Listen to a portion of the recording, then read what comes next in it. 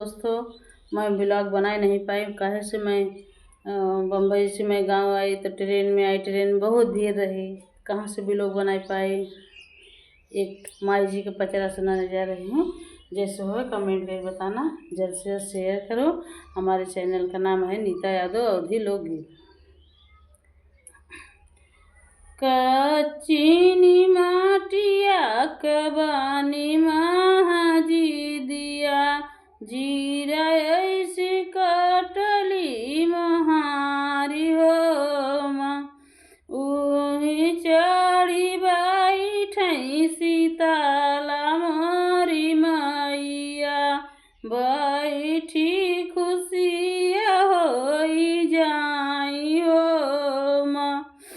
जी।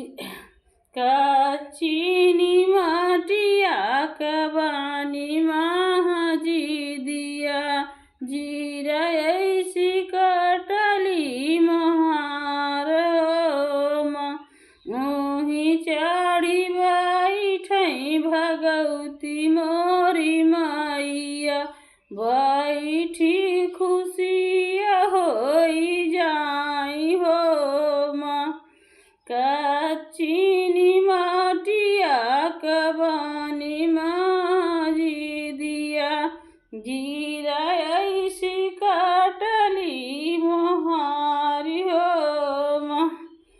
ओही चढ़ी बैठी विंध्याचल मैया बैठी खुशिया हो जाई हो जी।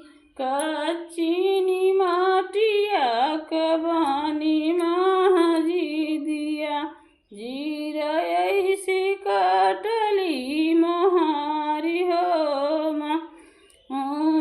चढ़ी बैठी करे कमरी मैया बैठी खुशिया हो जाई हो कच्ची माटिया कबानी महाजी दिया जीरा ऐसी कटली मोहारी हो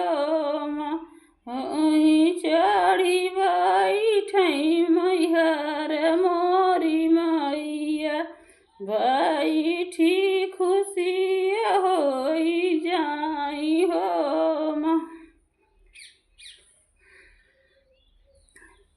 हेलो दोस्तों, बाय बाय। मिलेंगे अगले ब्लॉग में।